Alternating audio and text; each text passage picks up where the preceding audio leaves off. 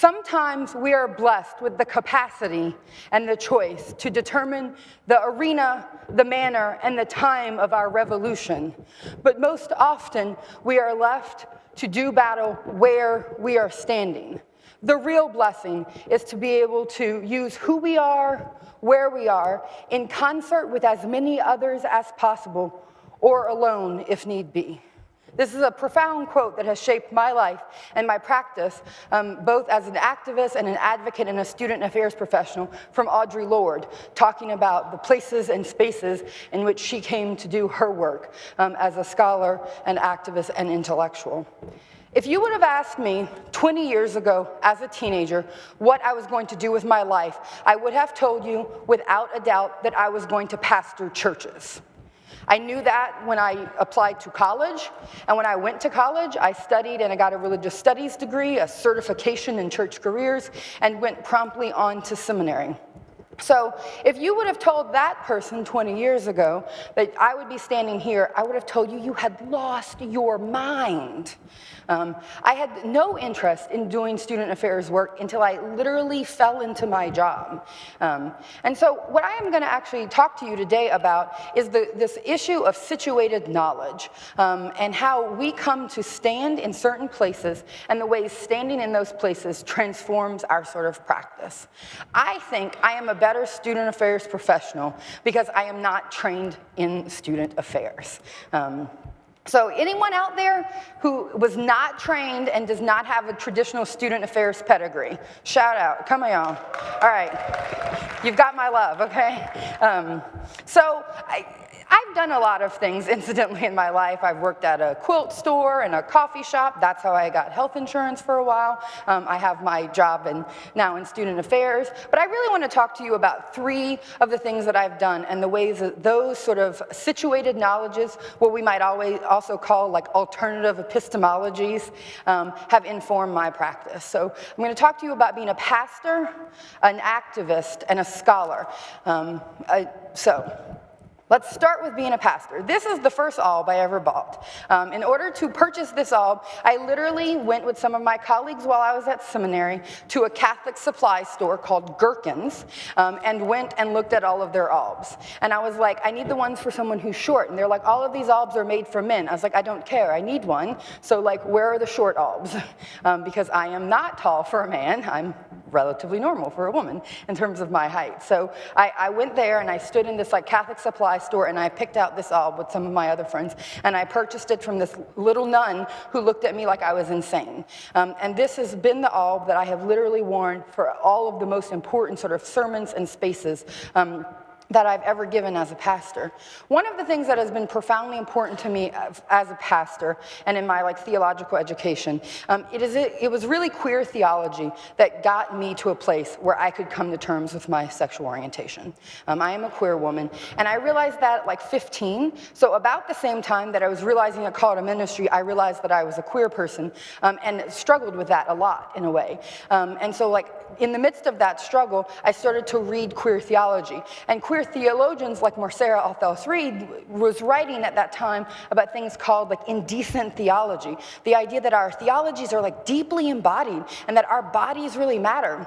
And so queer theologians like MoSAIC Reed and Chris Glazier were saying things at a time that were saying that queerness was not something we had to be apologizing about, but these were profoundly important parts of our bodies and our communities as a body, and that we shouldn't have to we shouldn't have to apologize for those things, but we should embrace them as part of our fundamental practice, that these are important things. And so as a young scholar and theologian, I started to understand that the things that make us different are not things that we should apologize for, but they are profoundly things that we should celebrate, and that those distinctions are what matters, not that we are the same, but that we are different. And so queer theory and queer theologians did that for me. And being in communities and in contexts of communities, my theological education and being a pastor made me take seriously difference as a part of my practice. So, as I said, I was queer, and I am a United Methodist person that went to United Methodist Seminary, and queer folks cannot be ordained in the Methodist Church. So after I was at seminary, I finally decided that I needed to sort of leave the pastorate, and because I was not going to be able to sustain myself as a whole person in those spaces. And so I actually left pastoring and started becoming a community organizer, because those were already things that I was doing in churches. And so then I spent some time as an activist. And one of the things that I think I have really appreciated as being an activist, I was once in a supervision meeting with my supervisor, and he said, as student affairs professionals, we really love the gray. And I was like, I don't love the gray. He's like, what do you mean? And I was like, no, I don't really love the gray at all. I was like, the part of me that's used to doing justice work really likes the justice, right? It's not about the gray. It's really about justice. Activists have a certain kind of capacity to see in a very narrow way, what is right and what needs to happen to get there, right? And so it makes most activists profoundly capable of attacking a problem and solving a problem in a really direct sort of way. That does not mean that we cannot see, and that many activists cannot see gray, or that we don't understand or appreciate sort of complexity, because the world is a complex world, but strategic thinking as an activist and a grassroots organizer is about sort of narrowly looking at a problem, determining what action that needs to occur to address that problem, and who you need to leverage, who or what you need to leverage in order to get at that problem. And then that's how you decide on tactics. And so my strategic mind, the part of me that is strategically minded, was the part that was grown and cultivated in the streets, in protests, in trainings. So I did this for a while, and then I met my wife while working 2 jobs, and my wife encouraged me that maybe I wanted to do things other than be broke all the time and work 2 jobs just to have health insurance. And so she's like, look, you are a brilliant activist. Why don't you go back to school and study social movements? And so that's how I ended up at Georgia State University in a comm department. So I went ahead and I joined a communication department at Georgia State University that was actually very interested in questions of power and the ways in which issues and questions of power sort of inform the way that we communicate. So my graduate degree in that communication department is on human communication and social influence, and I'm a social movement scholar. And so books and ideas became such an important part of how I think about and how I did the work that I was about. Because so when you're in the streets doing the work of activism, right, what really matters here is ideas in practice, but the ideas matter, right? Rich ideas, having diversity of thinking, having the capacity to think richly and deeply about a problem are all things that hopefully our best graduate programs encourage and inspire.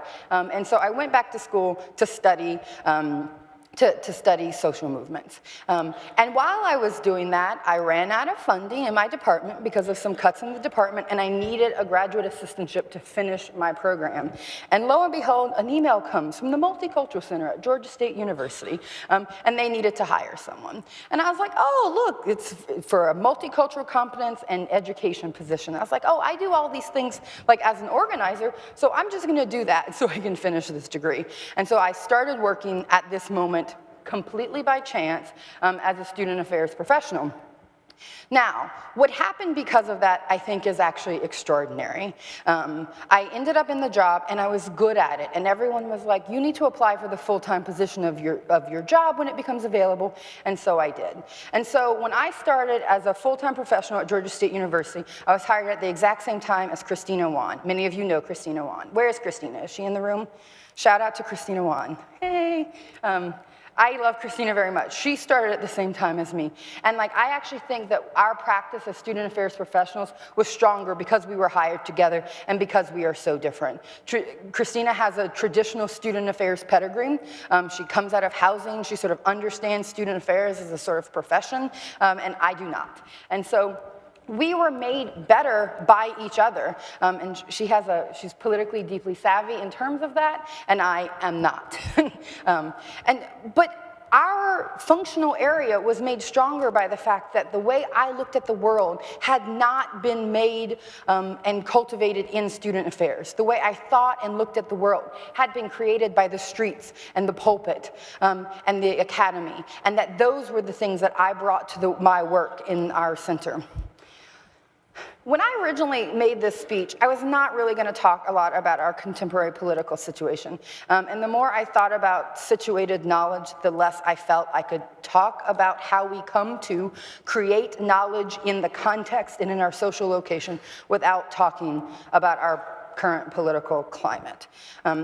So one of the things I want to say is, here's the ask, right? For those of you who are out there, what do we do about this, right? Many of us already have a traditional student affairs pedigree, so like, who cares that like I came to this job in a sort of unique way?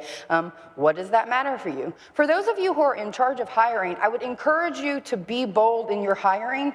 Be willing to hire folks who don't look like you. Be willing to folks to...